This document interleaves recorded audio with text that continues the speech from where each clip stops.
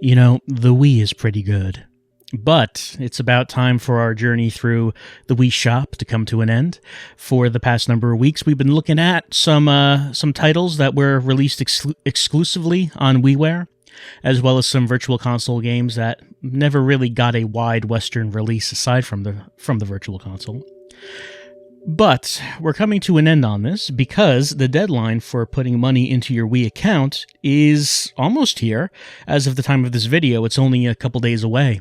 That deadline is March 26, 2018. After that date, it will no longer be possible to put money in that account. You would be able to spend any money in the account up to January of next year. But if you don't have any money in that account, then you wouldn't be able to add anything or buy anything after March the 26th. So, this journey, this look at the Wii's online service, is about to come to its end, and we're going to bring this to a close with a very chill video, as we're going to be looking at a very chill series that was released on WiiWare called Art Style. So if I had to describe the Art Style series, I guess I would say that it's minimalist. It's minimalist, it's very chill, it's very relaxed. This is a series made by Skip, who I don't know if I've heard that name before, but developed by Skip and published by Nintendo. There were some art style games also on the DS, but there are 5 games that we're looking at that were released exclusively to WiiWare. And the art style series, aside from the DS and the Wii, it never continued on past this. So these games were never released on any other platform. So once the Wii Shop goes away, so will these 5 games. We're going to start off our look at art style with this one right here called Light Trax. I guess WiiWare was a pretty good platform for experimenting with minimalism, considering the small file size requirement. And we're going to play this horizontally.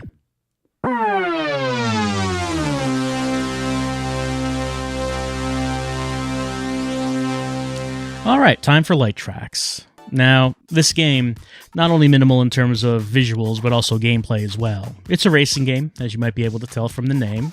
We're going to do a light race at Lumina. Now, what exactly are we racing? Are we racing with cars, or... No, just lines. Colored lines. Which one are we? We're the white line on top. See, there I am. So yeah, we have to defeat these other lines to the finish line. You don't want to go over those dots because those will slow us down. We also can't be in the same place as existing lines. So sort of a tactic in this game is that you want to get in the best positioning, and then if you have the best route, the best lane, other lines will not be able to take that lane behind you.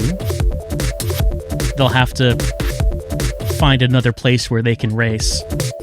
And right now, I have the inside lane, but it's about to change. I'm about to be on the outside, so I'm going to boost, just to pull on ahead, and then I'll get on the inside there. There we go. And now, other side. Because if we're on the inside lane, that's less distance that we have to go. And we all move at the same speed, boosting aside. So the distance that we have to travel is very important.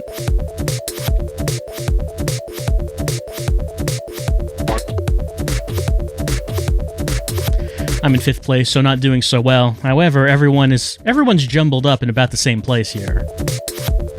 However, I do not have a boost. I already used my boost, so I don't have a last-ditch effort thing that I could just use at the end of the race, unfortunately. But we'll see how this goes.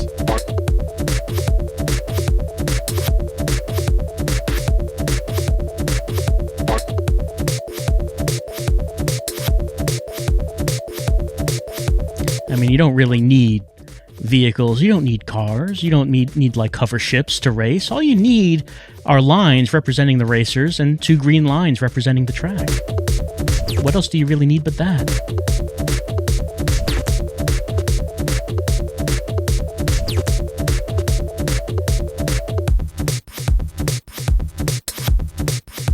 I am actually slowing myself down by going across the track like that.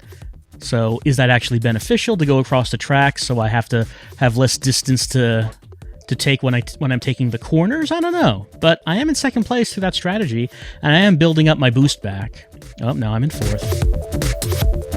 But maybe I can get a bit of boost to use at the very end. We'll see about that. And he's boosting there. All right, I'll use it here. What's that going to get me? It's going to get me third, second, maybe? No. Ran out of boost right before first. And yellow takes up the rear. So I got second place in that.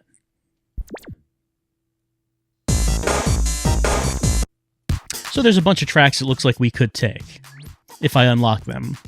Light Tours, I think maybe just chooses a random track, because I've tried this more than once, and it's brought up different tracks, including the one we just did. So I don't know if it does anything different than just pull up a random racetrack. Freeway, however, does something different. We can take a look at that. As far as I can tell, we're not really racing in this one. We're just getting on the freeway and racing against the clock. Clock's in the upper right. We have 5 minutes. It seems like the whole idea here is just to pick up as much speed as possible and travel as far a distance as we can. What we do is we want to just drive by other lines because, well, I hit one of the lines. I don't want to hit a line. I want to drive by them because if I do, my percentage on the left side of the screen goes up. When it hits 100, I can increase, go up a gear. I'm in second gear right now, go faster. And so if the higher gear I'm in, the faster I go. And the faster I go, the more distance I can cover by the end of the time limit. So that's what we're doing. That's the name of this game. I'm in fourth gear now.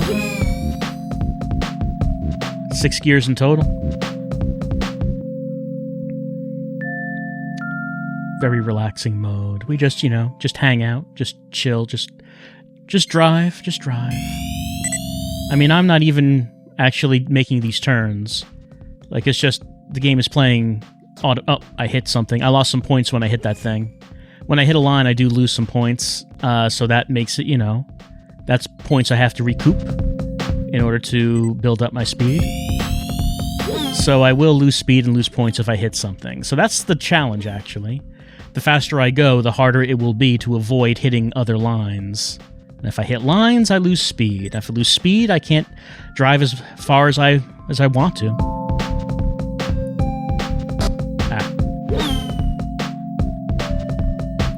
So yeah, I'm not actually doing anything on those curves. It's just driving automatically. The only thing I am doing is going left and right like this to get closer to other lines.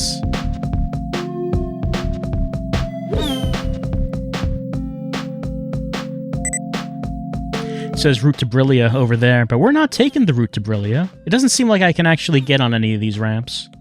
Oh, hold on. I'm in top gear now. Now I'm in top gear. Now it doesn't matter. It doesn't matter if I get close to other lines. I cannot get any more points because I can't get any faster. This is top speed, and if I was able to maintain this, then, I would get a lot of distance by the time we got to the end of the time limit. I can't get on the route to Spectra either. I could try, but it's blocked off. Doesn't let me do it. Don't know if we can go anywhere else. It just seems like we just take this loop repeatedly, going as fast as I can, trying to get as much distance as I can. It says, oh, I lost some speed. Now I'm in 5th gear. Need to get back up to 6th. It says I'm in Luminous Sector in the lower right. I don't know if that implies that I can go other places, because I haven't been able to so far. Oh, I'm between lines. That's good, because I get up a lot of points if I do that.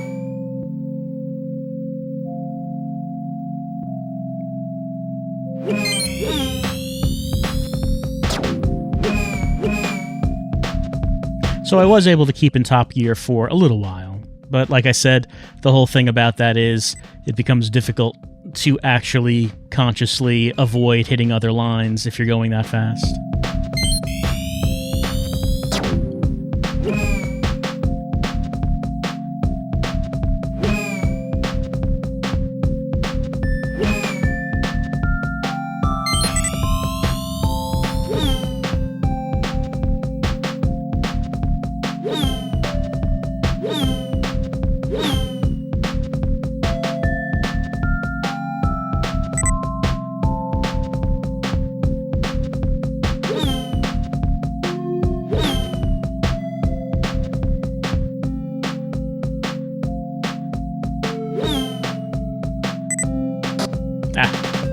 Something came up from behind, I think.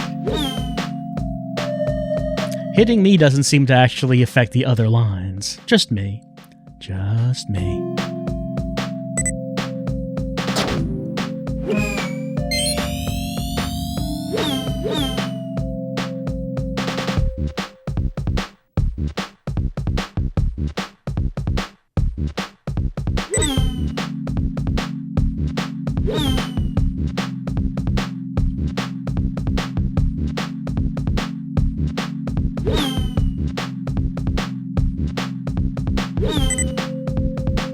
See, I can't get on that. Can't get on that ramp.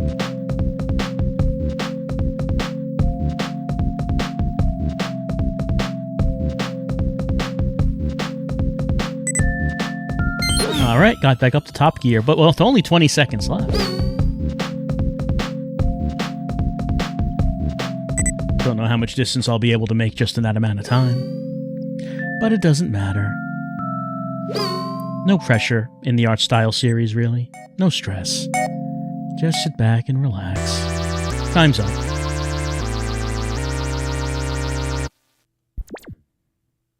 So here we go, new record. That's the score, that's the distance. Again, don't know if there's something else I could do there. I mean, it looks like that it looks like the menu here indicates that there would be other sectors that I could do, but I don't know how you would do it. Maybe if you get enough points, you unlock things, I don't know. There's demo, but I mean, we already saw Race and Freeway. I don't think we need to see that again. That's probably enough for Light Trax for right now. I mean, we do have a few other games to look at this time, so I don't think we can spend that much time with any one in particular. But you get the basic idea of the aesthetic that the art style series is going for, I think. We're going to continue that simplified aesthetic in Rotozoa. But we're not going to control a color line. We're just controlling, like, a microbe with tentacles. I'm going to hold my Wii remote horizontally again. All right. Let's see what the tutorial has to say about how we play Rotozoa. There we are. That's us. We got glowing tentacles. It is pretty cool. We can swim around. We can rotate counterclockwise and clockwise. We want these goo bugs to touch our tentacles. We want the ones of the right colors to touch our tentacles, and then our tentacles grow. But if the wrong colors touch them, then the tentacles get shorter. We lose health. We could die. But there are hearts. It is a video game, so we do want to touch the hearts and get better. That's what we're doing in Rotozoa. Here's the thing. It's a cyclone item. We get power-up. Protoplasmic power-up. We rotate, and then we do the cyclone attack. I bet you didn't know that microbes were up to all this. We unleash the cyclone.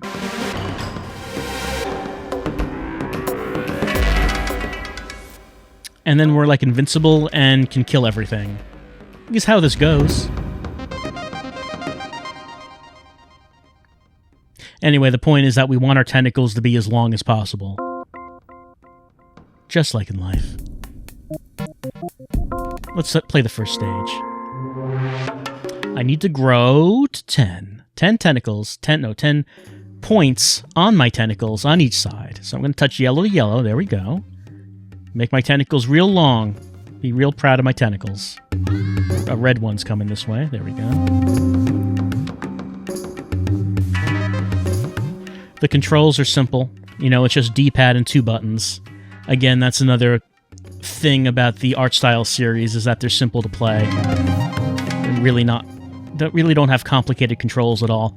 I think all of them just use the Wiimote. I don't think any of them use the nunchuck. I mean, we'll see about that, but I think that's the case. All right, I completed it. Did it. My tentacles are large and full. I got no damage, no cyclone. Is that good? I don't know. But I took no damage, which is definitely good.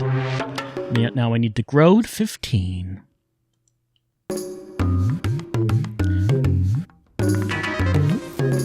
It can be easy to touch on the wrong color, though, the wrong side. If you're rotating and you happen to hit one on the wrong side, that's easy to do.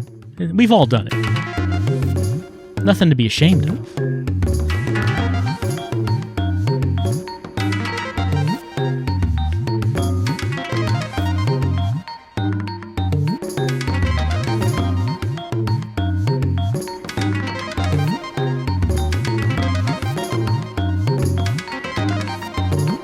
Oh, here's a power-up. I'm going to take it. Let's try to find a place that has a bunch of them. Not really anywhere on here that has a bunch. Anyway, let's power it up. I'm going to spin, and then unleash the Cyclone attack. There it is. My tentacles are now long and stiff and can kill on contact. There we go. My red one is completely full. I need some yellows. You might wonder why we need our tentacles to be so long. I don't know. They never really give a premise for why we need that. I guess society just tells you that your tentacles need to be long and strong. And you don't question it. You don't question, why is there this expectation that my tentacles need to be long? Like, that's just what people tell me they need to be. I can't give you a reason for it. All I can tell you is that that's what we needed to do. But that's probably enough for Rotozoa, I think. You get the idea here. It seems like the other levels are going to be similar to that, except, longer tentacles and more tentacles. It looks like we could get 3 or 4 as the game goes on. The next one is also about rotating, but not with microbes, with hexagons. It's Rotohex, which is more of a puzzle game than the other games we've been playing so far. This one will use the Wiimote pointer, which the others haven't. Anyway, we got a hexagon, and we got like a green and orange hexes on the outside. What that means is that we need to arrange these triangles so I can make complete hexagons of either green or orange. The game, there's no text on the screen telling you what to do. It's just, it's intuitive. You start playing and then you say, oh, right, that's what it wants me to do. Light Trax didn't really have much in the way of instructions either. Rotozoa did. Though, honestly, even if Rotozoa didn't have that tutorial, you probably would have been able to figure out on your own what it was you had to do in that, And that just seems like to be the basic idea of these sorts of games in the art style series. Games that have very simple controls that are very intuitive and quick to figure out.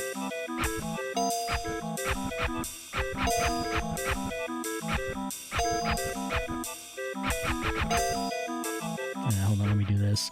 Basically, what I want to do here is rotate a hex so I get two triangles next to each other, like those orange ones, and then I can move the 2 triangles. Oh, well, I got a hexagon anyway, so it doesn't matter.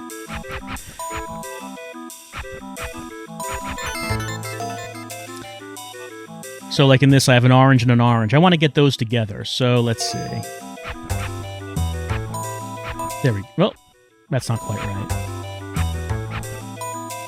Okay, there we go. 5 are all together. I want to, let's see, move these around, and there we go. Get 2 of them together to fill that last spot. Also want to move some greens down here so I can get more. Now, the whole thing here is that more triangles and more triangles will constantly pour into the hexagon. So I need to make hexagons in order to get rid of the triangles. Don't want them to fill the screen, otherwise that's game over. Nothing complicated here. No mechanics that you would have trouble understanding. It's just, basic puzzle. Basic puzzle game.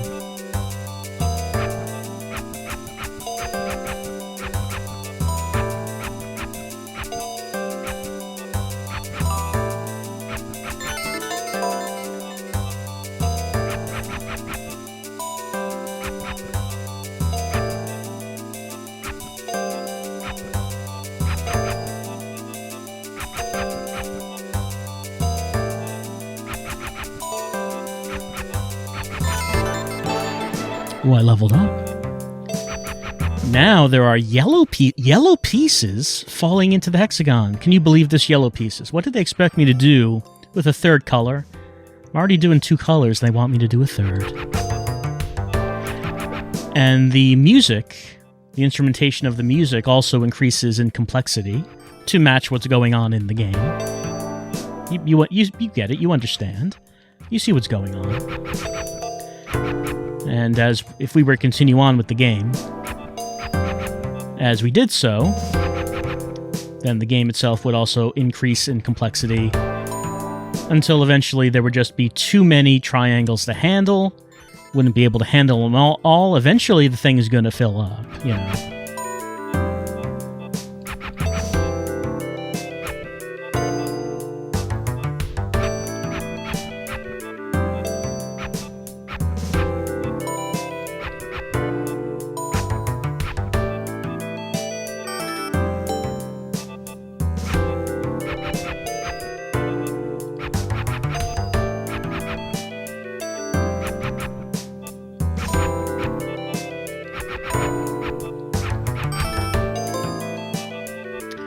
Now, this can go on for a while. You know, it's just, how long does this go? Basically, it's, well, when does there end up just being too many triangles for me to make room for by getting hexagons? Like I said, eventually it'll happen, but how long does it take before that happens? You know, you don't know. You don't know. You just know that it happens eventually.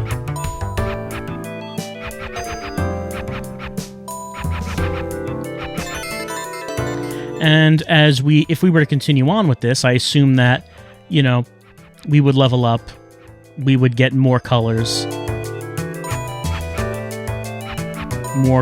of pieces would fall into the hexagon. We would be expected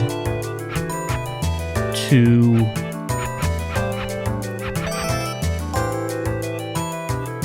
continue to get hexagons as we attempt to empty the overarching hexagon that we're in, the hexagon that traps us, the hexagon of our lives. We're all trapped in one ourselves.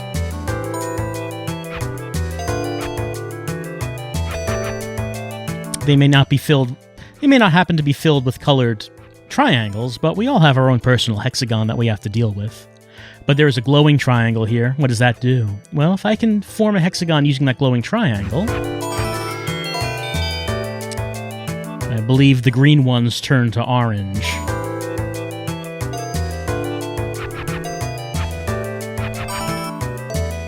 So that's another thing. You can get power-ups like that. If you're having trouble dealing with the board as it is, maybe you can get a glowing triangle that will completely rearrange the situation.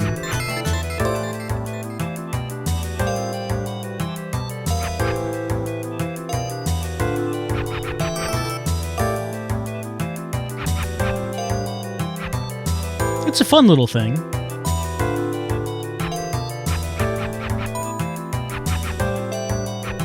Just like with the other art style games, there's not much going on.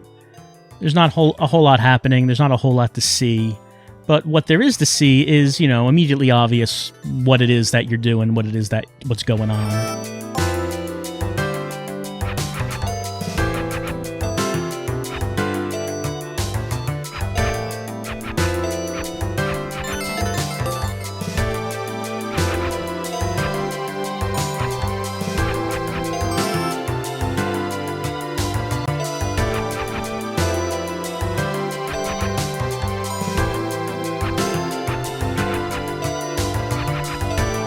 Oh, there's an orange one over here. I should take care of that.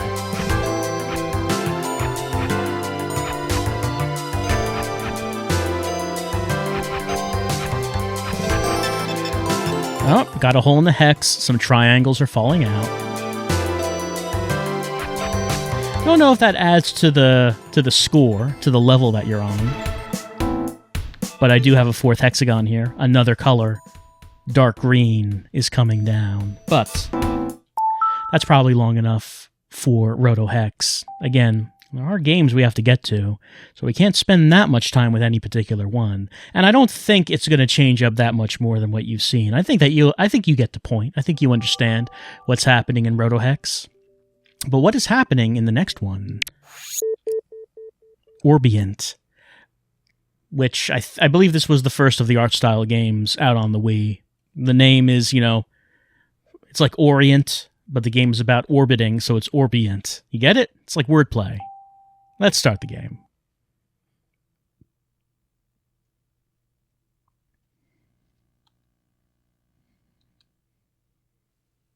So let's start a new game. And this one might be my favorite of the art style games.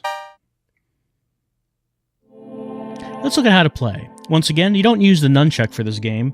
In fact, you don't use the pointer either. You don't use the D-pad. There are only two buttons, B and A. A creates gravity. B creates anti-gravity. We're like a little star. And it's playing itself right now.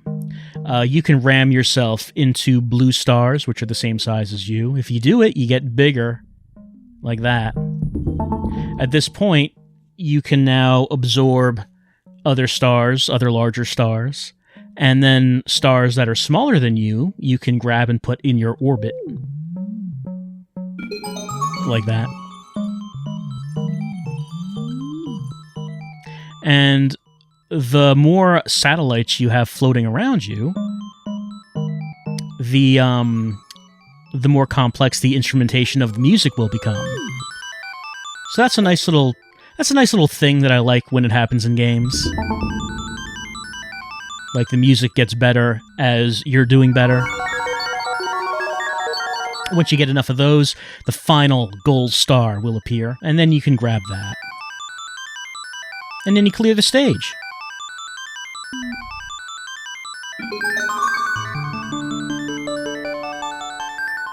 And that's how you play it. Let's get started with Orbient. We have multiple galaxies we could pick. Oh, I'm using the pointer for this, but not in the actual game. I think there's only one. I think I can only do that galaxy right now. All right, so stage 1. Here I am. I can attract with gravity and repel with anti-gravity. I want to get to that blue star right there. Grab that. Nope, I missed it. But I'm going to grab this. Okay, now that I've grabbed that, I want... See, if I don't want to ram the gray ones, because if I do that, I'll destroy them. I want to get close enough to them that I'm going to get them in my orbit. Is what I'm trying to do here.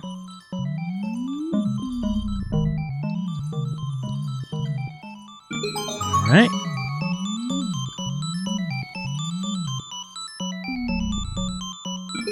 Okay.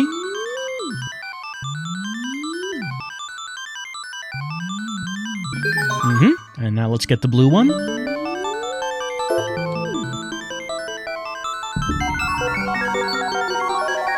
And that leaves us with the gold star. Oh, there's also a moon that has appeared. That's like a bonus one that we can grab as a satellite. So I'll try to get that. Gonna break away from the orbit here. There we go. Oh, I rammed it. Didn't want to ram it. I wanted to get it in my orbit. Didn't do it. Maybe we'll do it later.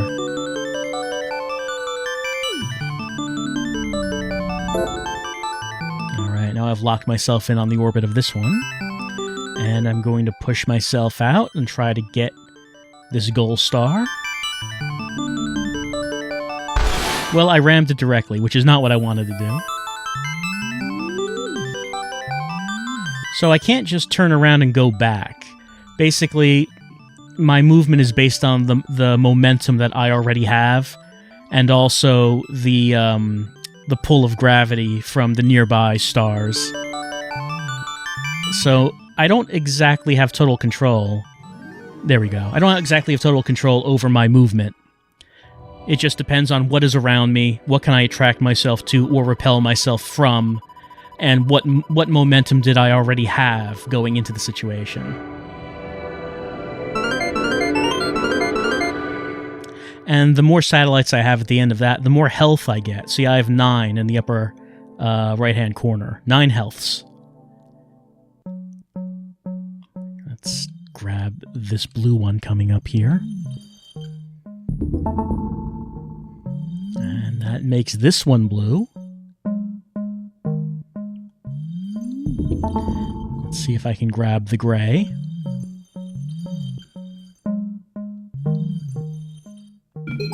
Alright, got both blue and gray there.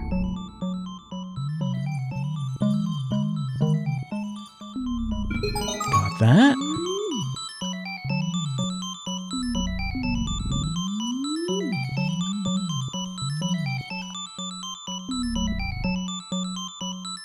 And that one.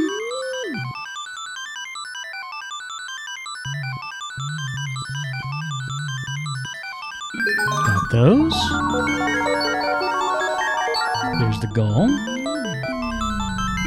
Oh, there's the moon. Let's see if I can get that. No, I'm going past it. Well, I'll be back. I'm heading right towards that planet, and I hit it.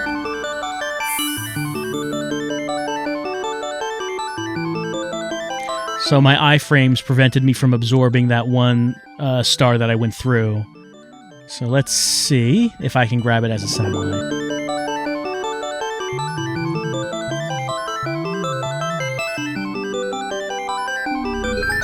Okay, got that one.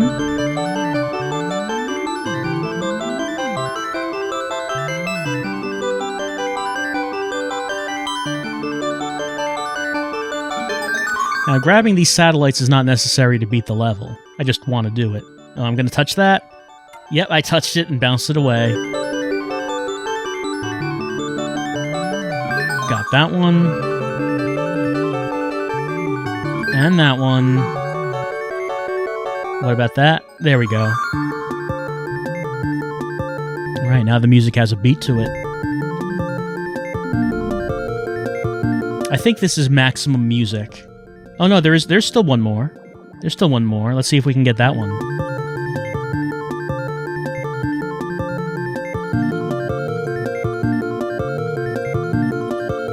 Two of them? Alright.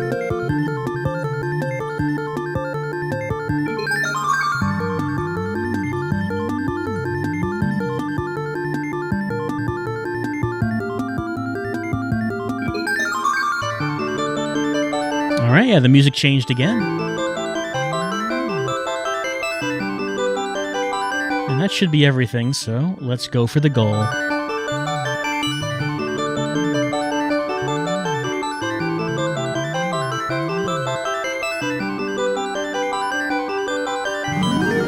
There we go.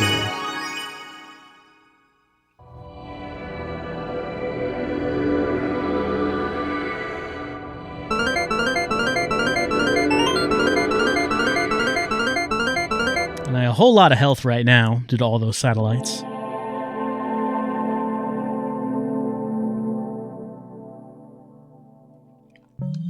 Alright, let's try to get in this orbit.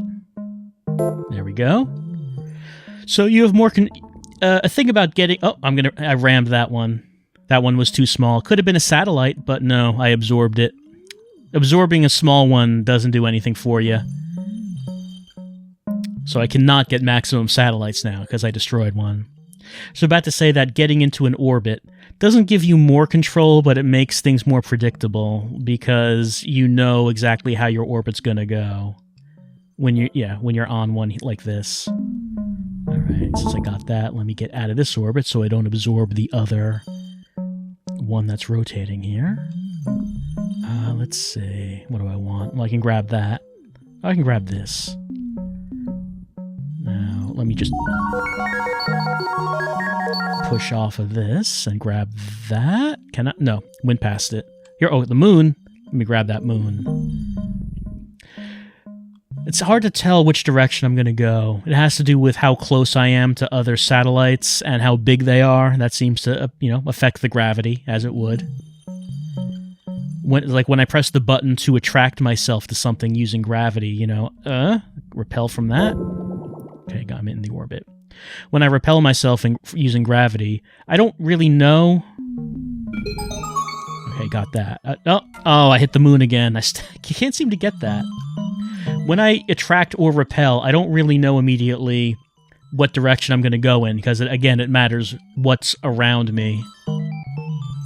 Grab that. Get in this orbit. Alright, shrink my orbit so I go faster. So I can catch up to this. Get that. Now I'm big. Let's see, swing myself around here. The gold star clearly is right there, but let's see if there's anything else. No, I don't think there is anything else. Alright, so we'll get in the orbit here.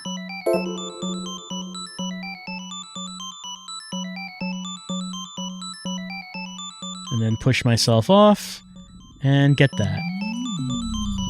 And there we go.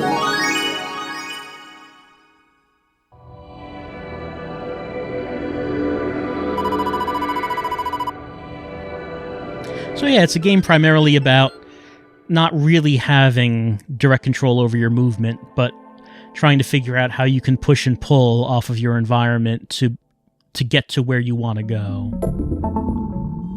Alright, got that. Oh, here's an asteroid. I hit it. So the asteroids, you cannot actually grab them in your orbit, and you can't absorb them either. So all they do is serve as obstacles. They get in your way. Alright, so getting pulled down in this direction. Let's grab... Oh no. I'm just going past it. Now the map wraps, so I'm going down, but then I'm going to approach it from the top again. See, here we are. So you see, as I repel and attract, I don't actually know which direction I'm going to go in. All right, well, I'm going to hit that planet. Now I'm going to bounce off. Now I have momentum going in a different direction.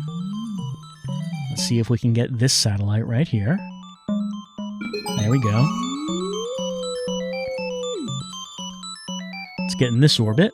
Okay. Oh, getting in that orbit rammed me into that, so it's not exactly what I wanted to happen. Let's see if I can swing around this. Swing myself around. This way. Get that. Hit that planet.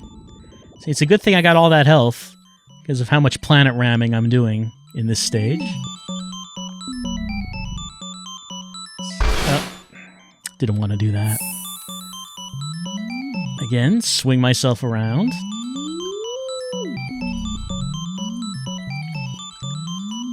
Let's see. Where do I want to go here? Well, I can get around... Nope, I'm going up. Wanted to try to get myself into the orbit of that one on the right, but... that wasn't working. Alright, well, I'm on track to get this one anyway. And to hit that planet. I don't know if everything's a planet or a star. The tutorial called everything stars, but they don't look like stars. I'm just getting ricocheted around here. Oh, but I will grab this. Nope, I did not grab that. Thought I was going to grab it. Didn't happen. Let's see if I can get this one. There we go.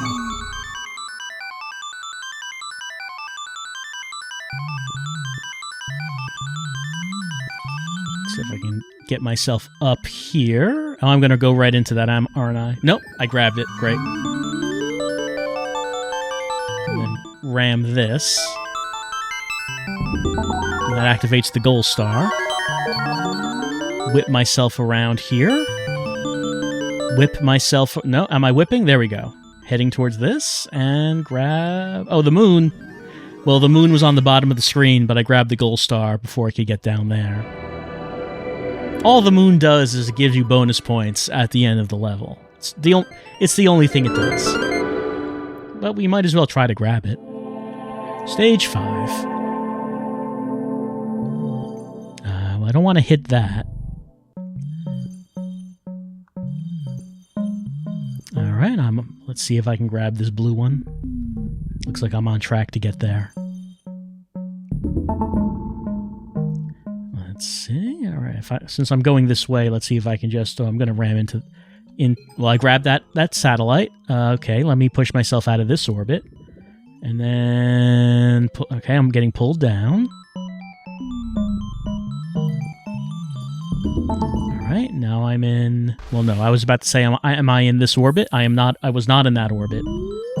I was not.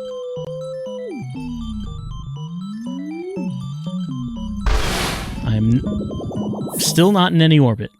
Let's see if I can get into an orbit. Well, I'm going to grab that satellite anyway. There we go.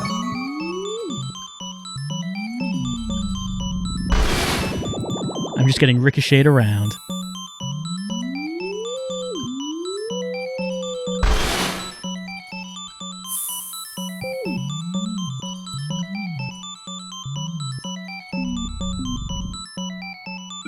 Grab that. Basically what you're supposed to be doing is you're supposed to be getting in the orbits of these planets and then moving yourself from orbit to orbit is actually how this gameplay is supposed to be going. It's not going like that for me, is the thing. Alright, so now I'm in this orbit. I'm going to push myself off. That's not the direction I wanted to go. It is actually pretty cool when you're able to just jump from orbit to orbit, but that's not... hasn't been happening right now. Alright, let me... am I gonna ram into that? No, I will dodge it. Alright, let me... Yeah, there we go. Went from one orbit to the next. And I thought I was gonna get in there. The one above me. I did not. I just went off into space. Alright, I am heading towards that satellite, though. Let's see if I can get it. If I can grab that. There we go. Now I'm in this orbit. Now I'm in this one. Oh, let me pull out and get that one. Alright. Let's try not to get hit by that.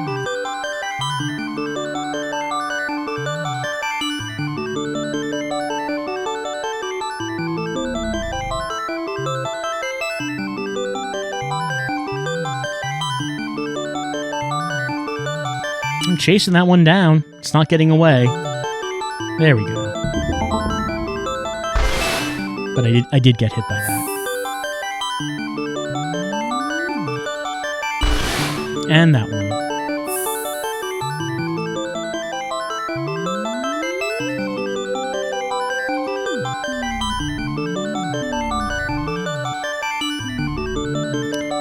Satellite over there. Let's see if I can grab that.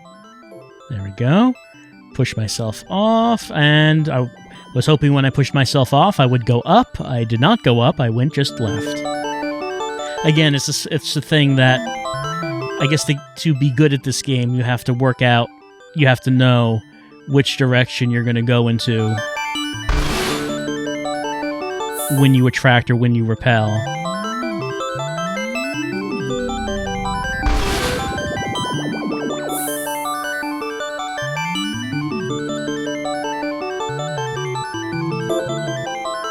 Okay, I'm on this one. Let's push myself. Oh, nope, again, I was hoping I would just keep moving up and to the left so I could get in the path of that satellite without ramming into it. Get close to it, but that didn't happen. I'm just getting smacked around.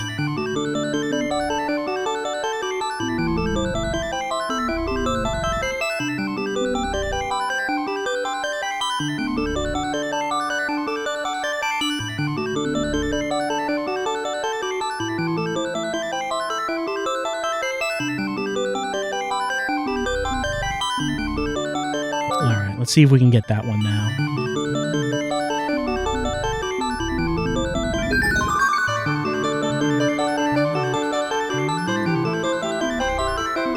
And we can get that one.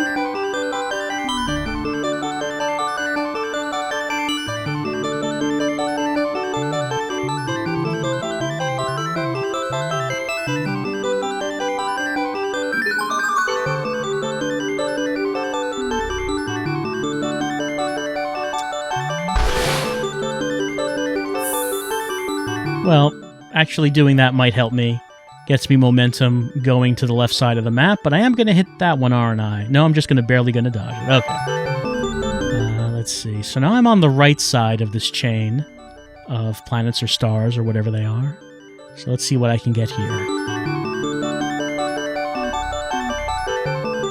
Alright, can I get to that? Yeah.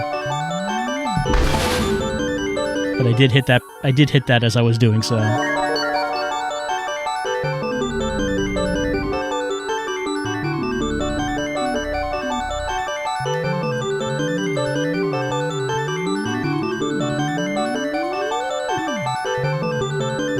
Almost. Almost. There we go. So that's Orbient. It's a fun thing. Don't know how many levels there are, but it seems like there's probably quite a few. There were a number of galaxies on that stage select screen. Maybe this is another of the galaxies since, you know, it looks different. We also have this weird chain going across there. I would want to try to get one of the blue ones and then get the other blue ones as satellites. So that looks a little bit different than what we've been dealing with so far. But I think that that's enough of a look at Orbient. So I think that this one is my favorite of the art style games.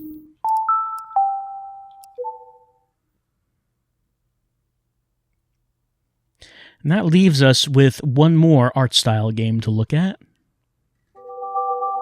That being Cubello. How are you? I'm doing fine, Cubello. This game actually does look a little bit familiar to me. You might recognize it yourself. Greetings. This is Cubello. Let's play the game. We're in Cubello. Let's just get started. So the thing that this reminded me of looking at it is You, Me, and the Cubes. Doesn't exactly play like it. Does kind of look like it. Alright, we have this mass of cubes on the screen. Over here are my ammo. I can shoot other cubes at it. I need to match up, I believe, 4 cubes of the same color altogether to get them off of the cube mass. Launch ray. Launch mine. Eliminated. Launch ray. Eliminated. Launch ray. Launch flag. Launch ray. Eliminated. Eliminated. I can't just shoot willy-nilly. Launch wide. I do need to figure out what is the best place to shoot these cubes. Eliminated. Launch flag. Because if I don't Launch flag. take cubes off of the mass quickly enough, I will eventually run out of time. Launch flag. Eliminated. Launch ray. Eliminated. Launch flag. Launch flag. Eliminated. Launch wide. Launch ray. Eliminated. Launch ray. Nice. Launch flag. Launch ray. Launch flag. Launch ray. Launch wide. Eliminated. Ray. Eliminated flag. And there we go. And We defeated the cubes. good game. Thank you. We'll try one more.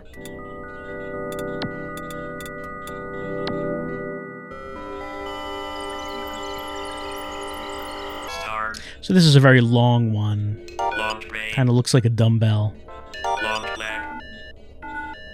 Launch wide. Launch ray. Launch wide. Eliminate. Launch wide. Launch flag. Launch flag. Eliminated. Unfortunately, you can't take like a huge mass of them off by shooting like the narrow point in the middle. Launch wide. They'll just, you know, they'll contract and combine. Eliminated. Launch flag. Launch ray. Launch wide. Eliminated. Launch flag. Launch flag. Launch flag. Launch wide. Launch wide. Eliminated. Launch ray. Eliminated. Launch wide. Launch wide. Launch ray. Launch ray. Launch ray. Oh, I'm out of ammo. And I was murdered by the cube. I assume that's what happened. Good game. Or maybe my fate is to be transformed into a cube and then made to be part of the cube mass. Launch ray. Maybe that's what happened. I think that's probably what happened. Launch ray. Eliminated. Yeah, so you can see how by eliminating cubes, I get more cube ammo. Launch wide. So if I don't eliminate cubes at a good enough rate, I will run out of ammo. Launch wide. Eliminated. Launch wide. Launch lag. Eliminated. Launch lag. Launch ray. Launch ray. Launch ray. Eliminated. Eliminated. Eliminated. I got a few that time. Got a combo. Cube combo. Launch lag. Eliminated. Launch lag. Launch ray. Launch lag. Eliminated. Launch eliminated. Eliminated.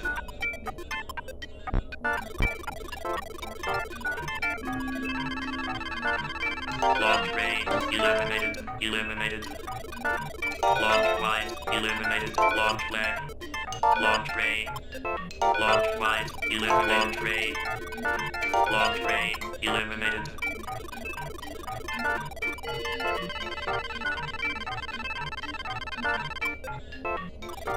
I got some kind of bonus. Well, I didn't get a bonus, but I think that's what that was for. Eliminated. If I got all the same symbol. Launch ray. Launch lag. Launch ray. Launch ray. Launch lag. Eliminated. Eliminated. Eliminated. Launch wide. Launch ray. Launch ray. Launch lag. Eliminated wide. Eliminated lag. Launch ray. Launch lag. Launch wide. Launch wide. Launch ray. Eliminated wide. Uh-oh. Some of it grew back. Launch wide. Eliminated. Launch ray. Launch ray. Launch lag. Launch lag. Launch wide. Launch wide. Launch lag. Eliminated lag. Eliminated launch ray. Launch lag. Launch wide. Eliminated ray. Eliminated launch wide. Launch wide. Launch ray. Launch lag. Launch ray. Launch lag. Launch lag. Eliminated launch lag. I think my Wiimote was not being sensed for a little bit when I was moving it too far off the screen. Eliminated launch wide. Or out of the range of the sensor bar, maybe. Launch lag. Launch lag. Launch lag. Eliminated. Launch wide. Launch wide. Launch wide. Eliminated lag. Launch lag. Launch lag. Eliminated. And there we go. And So that's probably enough for Cubello. good game. So you get the idea, what these art style games are all about. Like I said, Greetings. This is Cubello. that was Cubello. Plays a game. They're just very, minimal, very chill, very, relaxing games with very simple controls. Like I said, with all of these games, I was just using the Wiimote. There were not any games that required me to use the nunchuck. The games tended to use only one or two buttons. In the case of Cubello, I just used the pointer and the A button. In Orbient, I didn't even use the pointer really to play. I just used A and B. So most of the games were like that. Just very simple controls, simple visuals. And as I said, these games were exclusive to WiiWare. Didn't come out on other platforms, though the DS did get some of its own art style games, I believe. And now, there is one more game to look at. One more Virtual Console game.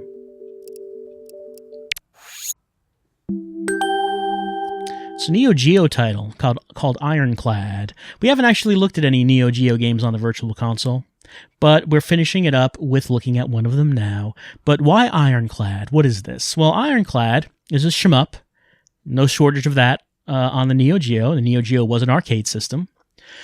But this one's a little bit different, just in terms of its history, its release history. You see, Ironclad, the only home version that came out was on the Neo Geo CD. Yeah, the Neo Geos did have a CD. Not nearly as popular as the cartridge Neo Geo, I think, but there was a CD.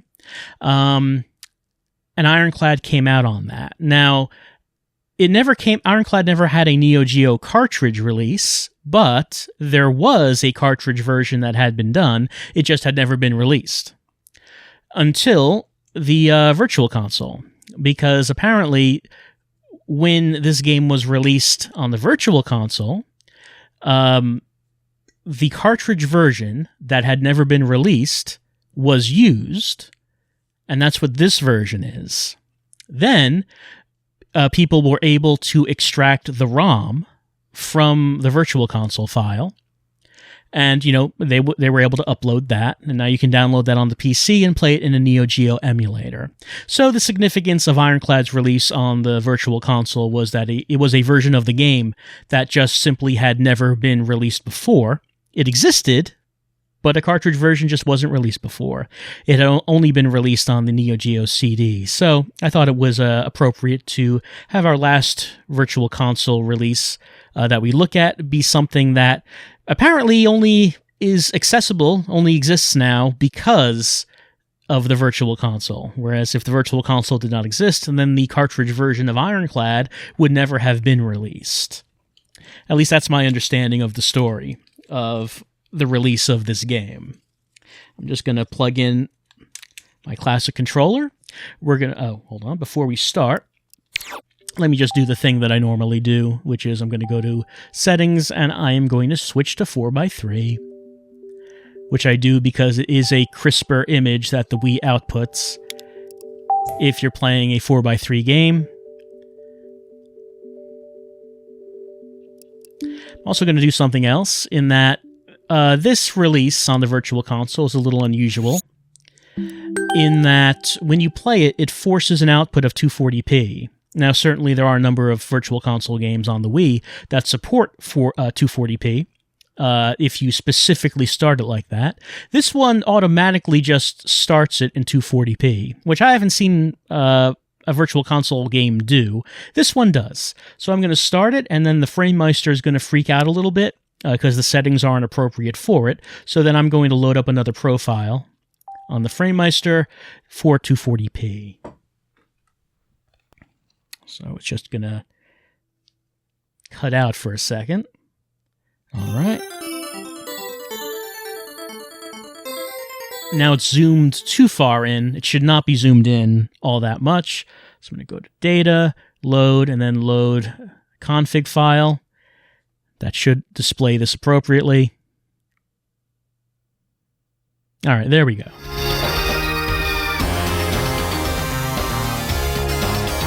An odd thing about this game is very dark, or at least it is on the Virtual Console. Now, I know that there are a number of Virtual Console games that appear darker than they did on the original system. Virtual Console on the Wii does have a dark filter. But this one seems especially dark, like a good deal darker than other Virtual Console games I've seen.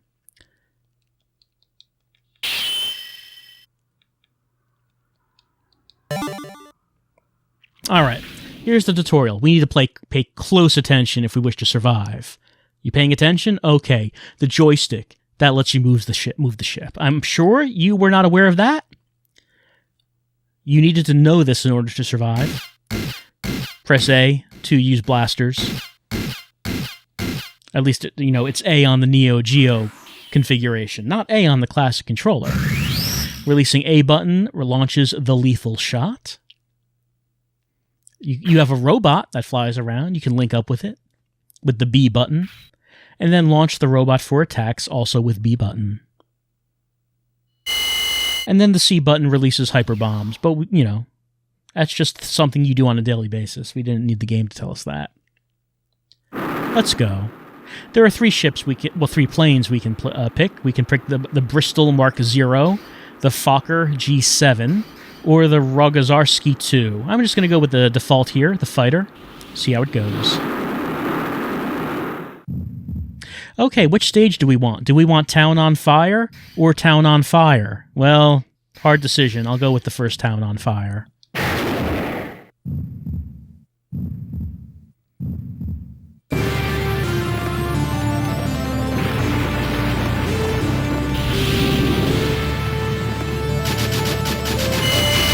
It's time for the baptism of fire. dramatic chapter name.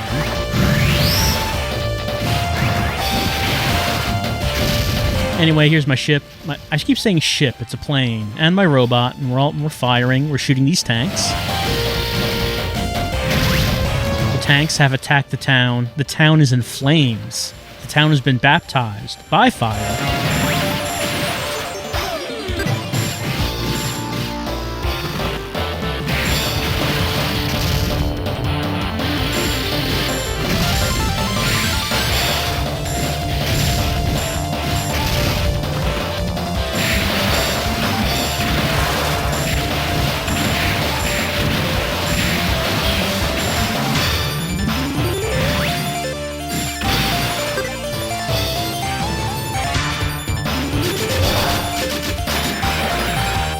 What's this? It's an enemy mech. Grim Demon Division Commander. I like how, like, his metal casing is sort of like a cape. Kind of like opens up.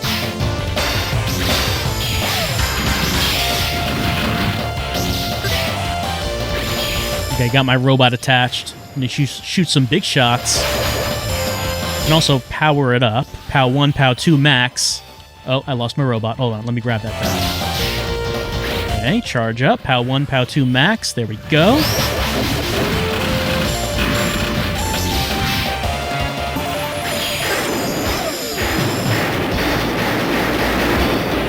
We destroyed it. Well, that was easy. Oh no, it was an illusion. It wasn't the real Demon Commander.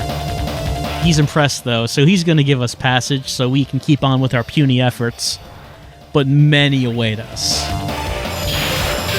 Know, however, that our efforts were indeed puny.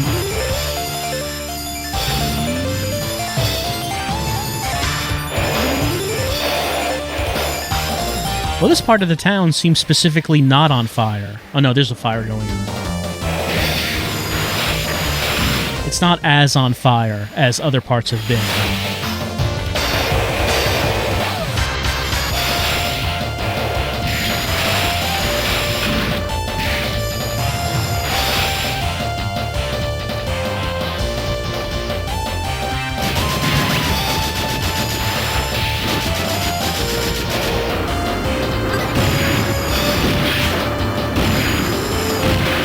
Charge it up. Why am I not charging this up right here? It is a boss, so I probably should. POW 1, POW 2 max. Oh, I got a different special weapon this time.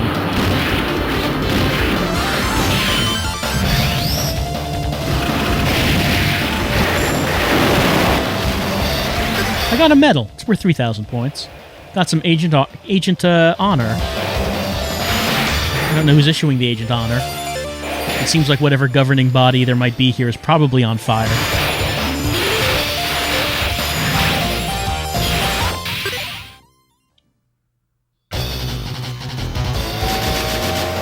Here's a train. It's probably evil. We should probably kill the train. Am I ready? I'm ready to defend the people from evil train. You know, they haven't really explained too much about what the sides are here, who's fighting who. You know, what are their policies? What is the dispute over? One of the sides, however, does have someone called the Demon Commander, so we can probably assume he is bad. That's just an assumption on my part. Maybe I shouldn't make that assumption.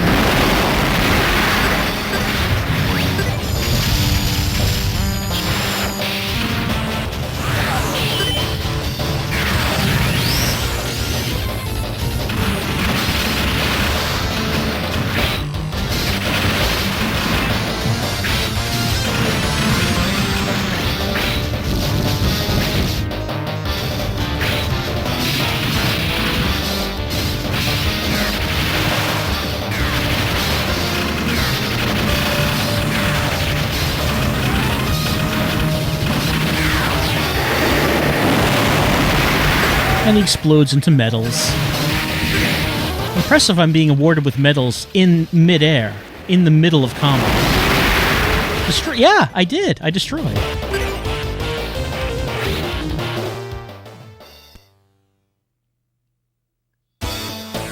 Alright, and that takes us back to the stage select.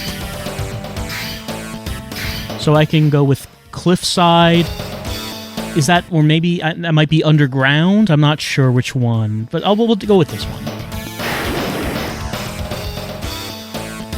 So, like with a lot of Neo Geo games, Neo Geo games had a certain style. Oh, this is Lunar Prayer, Episode 2. Prayers are being done on the moon. I don't think we're on the moon. I think this is Earth. But yeah, Neo Geo games all had a certain style, like a really, very colorful, flashy, bombastic arcade style. And this game certainly does have that look to it.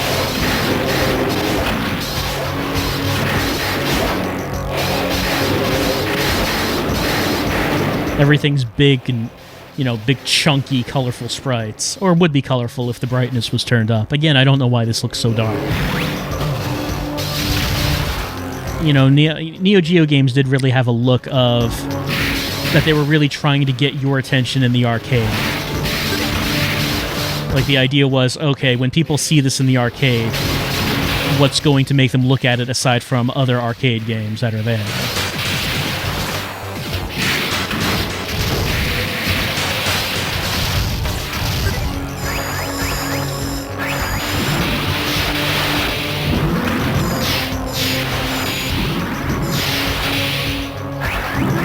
So when, at least when I think about what 90s arcade games look like, generally SNK, Neo Geo games are the main thing I think of, as well as Capcom.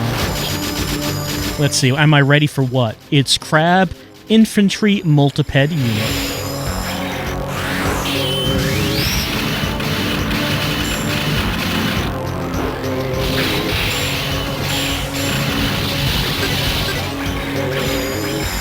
I like when I get hit, my power-ups all, spill out, but I can just pick them back up. Which one of us is talking? Okay, no, it's the enemy. The enemy is talking. Uh-oh, multiple crab robots. We got Taranta. I guess they're both Taranta.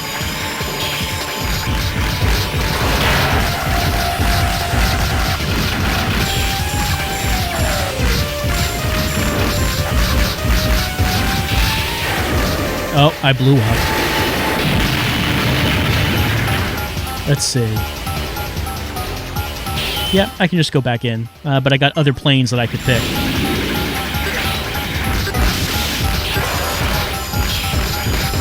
Still have the same power-up, though.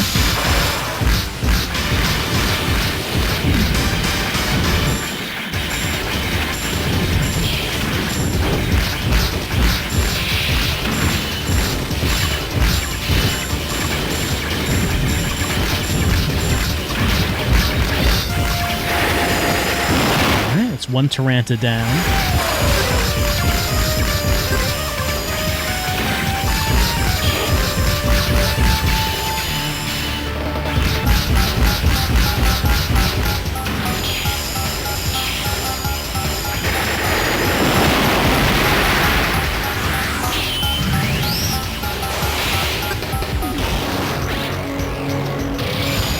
Oh, he's getting out of here.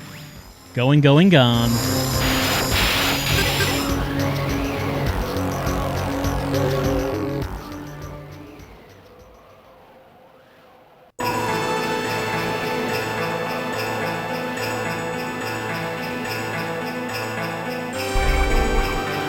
Am I ready for what? Yeah, okay. I'll shoot. Shooting right now.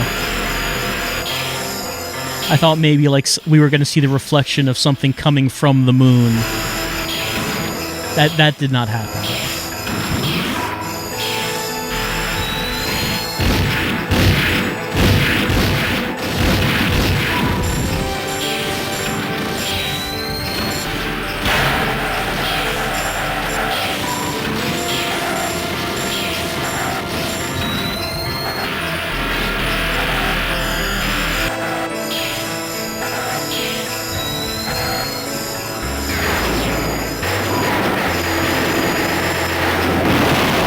Crush up? Is that good? I increased my crush, I guess. Well, okay, it's back to the map. We could go to some sort of industrial area, maybe, and then like these pods. But that's probably enough. That's probably enough for our look at Ironbound. You get the idea. It's a side-scrolling shmup arcade shooter, Neo Geo style. And like I said, it does seem like a pretty special release, since it's not just a game that had been released previously before Virtual Console, since this version of the game hadn't been released at home. It had on the CD, but the cartridge version never had been. So, I think that's probably enough for our look at the Wii Shop. During these past few weeks, during these videos, we've taken a look at, I think, 26 games in total. A number of mostly WiiWare games, some Virtual Console games. Like I said, just because there was some stuff released on this service that just didn't get released anywhere else, or did not get a wide release on other platforms, at the very least. And I just wanted to take a look at these things while it was still here, before it just went away forever. Because it seems unlikely that any of this stuff would ever carry over to any other platforms, you know? It's not really how it's worked before. It's not like Nintendo's going to announce that anything that was on WiiWare is now going to be on the Switch available for purchase. You know, they're not going to do that. That's, you know, don't expect that to happen. It's more likely that a bunch of this stuff is never going to be seen again. Specifically, the reason I was doing these videos, that I started off with it, was because of the Konami games in the first video. The Rebirth games. I wanted to do those because, you know, those games, they're Konami. So, Konami is not really in the business of video games anymore. They do have some of their, you know, big releases that they work on, but they haven't been doing anything smaller. And the idea that Konami would be interested in porting those games to any other platform, or even remembering that they exist, very unlikely. It's very unlikely. So in the case of like those Rebirth games, most likely we'll never see those again. And that was the main reason that I wanted to do the video in the first place. And then that, you know, that just led into looking at some more Wii stuff. Oh, go down? Okay, go in. And like I said at the beginning of the video, a couple days from now, March 26th, will be the deadline of adding money to the Wii, in case there was anything on the service that you wanted to get for posterity. Posterity is how I should pronounce that. And, you know, just download it, put it on an SD card, so you have it for the future. At least that's what I've done with a few of these things. But it is the case, of course, that any digital service on console will be going away eventually. It's just, you know, sort of an unanswered question at this point, what's going to happen with a lot of this stuff, or a lot of the more modern stuff, like when, you know, eventually the PS3 version of PSN and the 360 version of Xbox Live will eventually close as well. What happens to those games, you know? Will you always be able to download them? Would third parties have any interest in porting those to modern platforms? In the case of Microsoft, which has had an active interest in, you know, backwards compatibility with this generation, would it be possible to, you know, take all of Xbox Live and make it compatible with a modern Xbox? I don't know. But, you know, that's a question that does have to be answered as we go on in the future, and, you know, digital platforms become more important on the console side of things. On the PC side of things, you know, it's already been completely turned over to digital. That hasn't really been a problem on the PC side of things, but there are unanswered questions when it comes to consoles. And what am I seeing here? Okay, that was a man playing a giant pipe organ, and his seat at the pipe organ has transformed into a giant robot. I'm glad I played this far in, because I didn't expect something like that would happen. I'm fighting Phonics. I think that's supposed to be Phoenix, but it's Phonics I'm fighting right now. And I really enjoyed that intro that we just saw of the man at the pipe organ, his seat transforming into a giant robot, and he's real angry that we interrupted his session with his organ. But anyway, like I said, that's it for the Wii Shop. That's going to be the last of these Wii videos. And, even though we've looked at 26 games, there's still plenty of other stuff on WiiWare and Virtual Console. A lot of, plenty of good stuff that was released on that that didn't actually get released on anything else or hasn't been re-released since their Wii... Oh, man, this guy is killing me real fast. And I guess... did I get, like, a high score or something? Trying to put my name in as fast as I can. There we go. Game over. Okay. I ran out of credits. Anyway, data save okay? Yes, sure, why not? But like I said, that's it for the Wii Shop. I hope you've enjoyed this look at the Wii. I hope you've enjoyed these videos.